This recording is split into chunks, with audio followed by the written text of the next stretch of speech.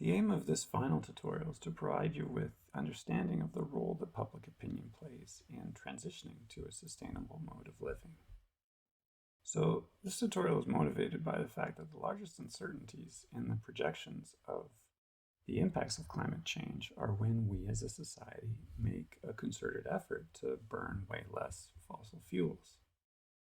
This depends on how loud and strong the climate movement becomes, how fast the renewable energy sector builds out and is adopted by the public, and how corporate culture commits to and acts on its environmental, social, and governance commitments. While not modeled in the projections, I think upcoming legislation that puts caps on fossil fuel production or exports can also be important. Now, it's unlikely that any of these will happen unless a critical number of citizens get mobilized. And becoming active depends on one's beliefs about climate change being as serious as it is and a pressing need to do something about it. So, what do people think about climate change currently? Well, let's take an example from Canada. People are generally concerned, but this doesn't mean that they act. This is a poll by Climate Access in 2019, where 3/4 thought that climate change was a problem, less 2/3 want the government to do something about it, less just 1/3 would change themselves, and even less 1/4 would fly less or are generally alarmed. That's a rather quick drop in support.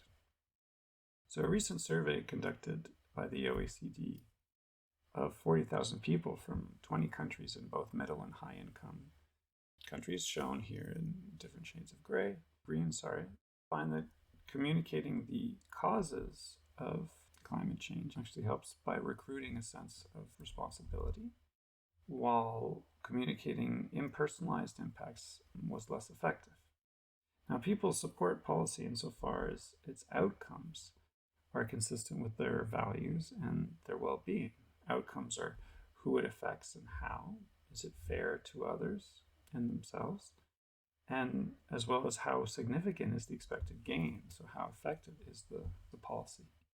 This focus on outcomes is a good thing because it means people care about actual impact, but people will still digest this through their prior beliefs, and those can skew support.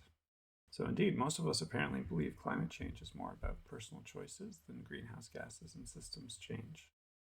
And an increasing number of people take the cynical view that we won't actually be able to mount an effective change. So these are all things we tell ourselves to create a distance that justifies not engaging the enormity of the problem because, let's face it, it is quite overwhelming.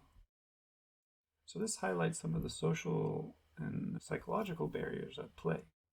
The environmental psychology expert Robert Gifford wrote a paper on psychological barriers in 2011 called Dragons of Inaction, in which he lists the following 7 barriers that he thinks are mostly at play.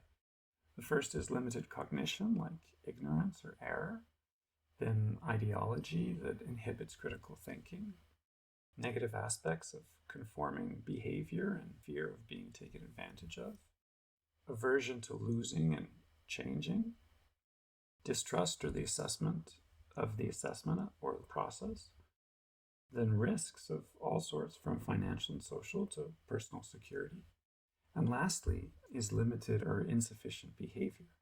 And so despite all of these barriers, we can and do act to actually make change in the world. And so how is that? And I think in part it's because we feel compelled to live out who we think we are as people. In most theories of human values, values are connected to personal identity. Identity can come from things like politics, income, nation, gender, ethnicity, education. And a sense of identity stemming from these factors consists potentially of many different social psychological processes. It can be retrospective, inferential, contextual, process-based. Modern psychology, in fact, finds who we think we are is a lot about how we interpret what we do and what we think we're capable of, given what we think we've done. Similarly, query theory posits that preferences are constructed upon querying ourselves in ways that are specific to the nature of the query. So framing climate change is thus hugely important for its success because it determines how we see ourselves in it. So what framings are likely to be productive here? Well, the cognitive scientist George Lakoff had a paper back in 2010 that articulated a lack of effective frames in environmentalism as compared with, say, conservatism. An example I noticed recently was the Twitter climate advocacy hashtag, Wear Your Stripes, was something that kind of skewed towards a vague sense of identity and posturing, while another frame that I recently learned of, it's not global, it won't work, which was used by the fossil fuel industry in the 90s to disparage climate talk effectiveness. And that's so much more direct and focuses on core issues like cost of living. So, unfortunately, frames take quite a long time to develop, it seems, and so to start making new ones and reframing is potentially just not going to be effective. It's perhaps obvious that effective frames are tailored to the target audience and what they care about. And so the conclusion here is that we need to meet people where they are now. And this will become harder to do as climate change gets further folded into the culture wars and political polarization. Measuring this is actually what you'll be doing in a tutorial exercise associated with this video. So what are the climate change action frames that can meet any person where they are now?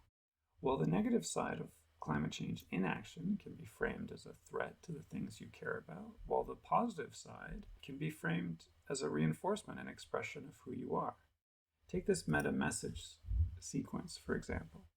This is who you are, what you are is great, this is what you care about, and those things are important. There are other people just like you that agree with you.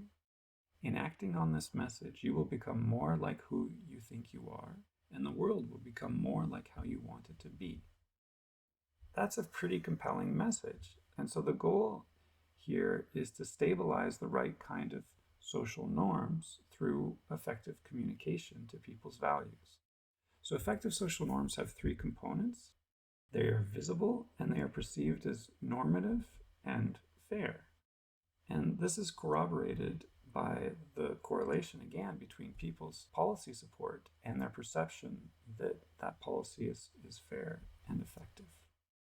So ideally, a sustainability transition would include a reweighting of values in which growth is better balanced with sustainability. So where we raise resilience to be as important as being nimble, raising stewardship up to being as important as development, reciprocity is important as compromise, coordination is important as self-reliance, harmony is important as freedom, and compassion as important as responsibility. So, how do we study public opinion? This can be done through things like survey data. Unfortunately, that's research intensive, and it's a context in which you ask people, so you elicit their preferences about things. You can also do in-lab experiments, which are even more resource intensive. But here you can start to get revealed preferences by carefully constructing the setting. And then there's another extreme, which you might call computational social science, which is that you can study the digital world, for instance, through what's called text as data, which is an emerging framework for understanding and studying social science. And so in today's tutorial, you'll be going and using some of these methods from this text as data paradigm to tease out public opinion from Twitter data. So enjoy.